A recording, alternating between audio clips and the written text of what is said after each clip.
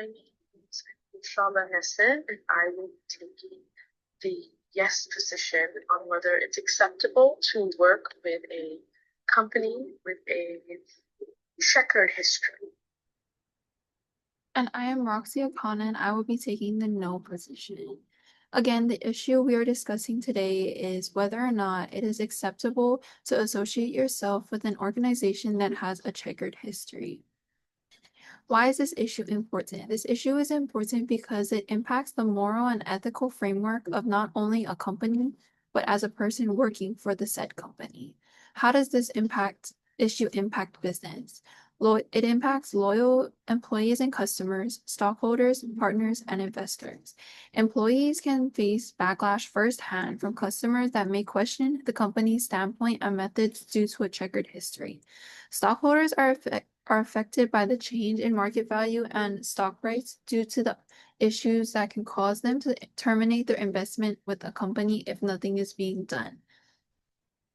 Same goes for partners and investors that do not see a future in the said business.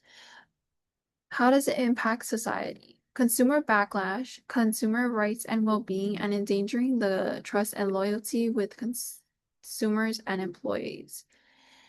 Consumers have a right to know whether or not companies are being well managed and have a great ethical background.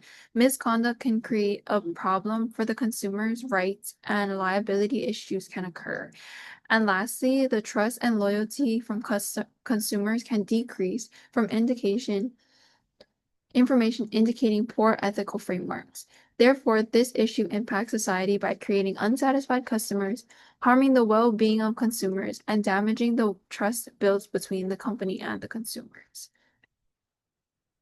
What are the ethical dilemmas? The ethical dilemmas one may face when thinking about associating themselves with a company is their integrity versus ambition, personal morale versus corporate culture, and responsibility versus reputation.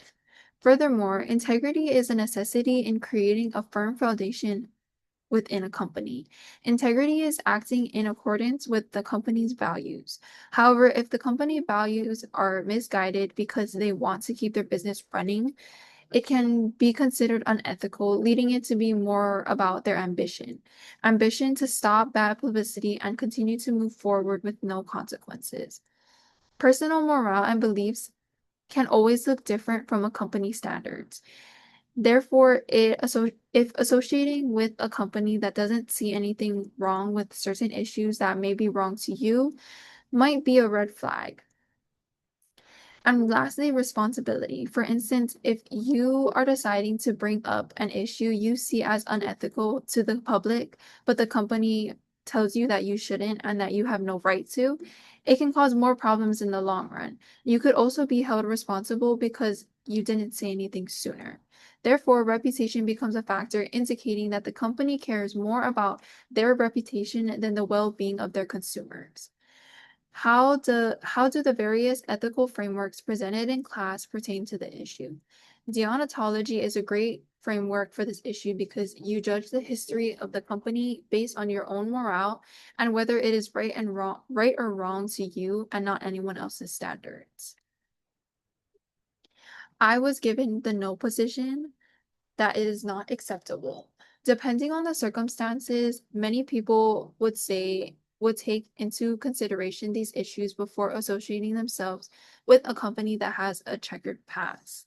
The reasons being a company's morale and ethics may have been compromised, the potential continuation of bad practices with no consequences, and your personal reputation can become a risk. These are some real-world examples of companies with checkered histories. The first being Volkswagen. In 2015, they were caught committing emissions fraud by installing devices to lower emissions during a test as a cheat method to be able to proceed with sales. Therefore, they were criminally fined for $2.8 million, further causing them to cut 30,000 jobs, leaving many unemployed and laid off, damaging everyone's reputation. And it also caused many employees being charged with criminal wrongdoing because they were found guilty of association. Therefore, companies are Companies can create a system that has employees doing something wrong, and it can cause a ripple effect and potentially harm the whole company. Next is Elon Musk and his Tesla company. Over the past couple of years, people have been reporting that Tesla has a hostile work environment, and there are many safety concerns, therefore leading to lawsuits being filed against Tesla. People are saying that there is discrimination and sexual assault being done throughout the Tesla company, therefore indicating that this company does not care about their employees as much as they should, and their beliefs and standards is changing the way they work. They work in their environment. Elon Musk continues to pay off people instead of being held accountable for his actions of his management and company standards. The final example shows how a company doesn't associate itself with a person due to the person's past actions. Kyrie Irving and Nike had a contract for his shoe line in 2011, all the way up until 2022 when Kyrie made an Instagram post over his anti-Semitic views. Therefore, Nike terminated his contract at the end of the year because they do not condone hate speech and do not want to be seen as such. To conclude, with the evidence I have provided, one may say it is not acceptable to associate yourself with a company that has a checkered past. Why does this matter? However, it might just depend on the situation because one problem may outweigh the other. This issue matters because companies with checkered histories are everywhere, and how we respond to them shapes the future of business. For businesses, admitting mistakes and committing to transparency is the only way to keep employees loyal and attract investors. Companies that reform don't just survive scandals, they often come out stronger. For society, the way that we deal with these companies sets the tone. If we treat every mistake as permanent, then businesses have no reason to reform. But if we expect accountability and reward change, we can push them towards improvement. For us as individuals, the decision to join a company and reform can mean being part of meaningful change rather than just staying on the sidelines. Yes, it can be acceptable. In fact, reform requires people on the inside. Companies don't change on their own. They change because ethical employees bring accountability and push leadership to act differently. Rittenhouse's research proves this. Firms led by honest and open leaders consistently outperform those that hide behind deception. Transparency isn't just the right thing to do, it's the smart thing to do. Ford, under Alan Mulally, is a clear example. His candor reshaped company culture, restored investor confidence, and showed that real leadership can turn crisis into comeback. Companies that recovered. There are several real-world cases where reform has turned things around. Nike went from being criticized globally for their labor practices to now becoming a leader in sustainability and transparency. That change didn't happen by ignoring the past. It happened because reform was being taken seriously. Ford, under Mulally, is another example where honesty and accountability became the foundation for its recovery. Even Volkswagen, after its 2015 emissions scandal, invested in ethics training and green technology and, of course, leadership changes. These reforms didn't erase the scandal, but they showed that the company was willing to commit to change. These examples prove that it can be acceptable to associate with a company if it's genuinely on the path to reform. Rittenhouse. Rittenhouse's research on candor shows us why reform works. Candor, meaning open and honest communication, exposes the true culture of a company. Ford, again, is the best success story here. Mullally's candor created accountability and rebuilt trust. In contrast, companies like Enron and AIG collapsed because dishonesty hid deeper issues until it was far too late. The lesson is clear. Candor isn't an ethical ideal, it's a business advantage. Companies that lead with honesty succeed, while companies that hide behind secrecy eventually end up failing. This is why associating with a company that embraces candor after a scandal is not only acceptable, but often a smarter career move. New evidence.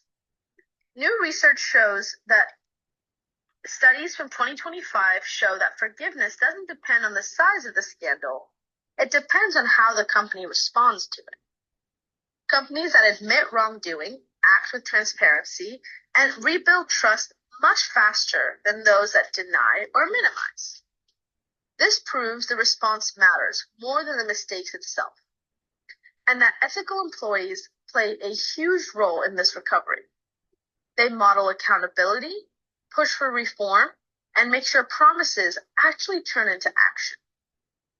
So when reform is real, associating with a company that has a checkered past is not only acceptable, but it helps create the very change that we demand. In conclusion, this debate shows there are strong points on both sides. The no argues that the working for a company with a checkered past puts your reputation at risk and can make you complicit in bad practices. That view is so important because integrity and accountability matters, and not every company that claims to reform is actually changing. The yes side, which I've defended, argues that real reform is possible and often requires people on the inside to push for it. Companies like Nike, Ford, Volkswagen show that transparency, candor, and honest leadership can recover and even make the organization stronger. The real takeaway is that the answer depends on the context. If a company denies its mistake or refuses to change, then associating with it compromises your values. But if a company takes responsibility and proves it's committed, then joining it can be a way to create meaningful change. So whether it's acceptable comes down to this. Is the company stuck in its past, or is it working towards a better future? And do your values align with that direction? Thank you so much. And this is some of our works cited page links. Thank you for watching.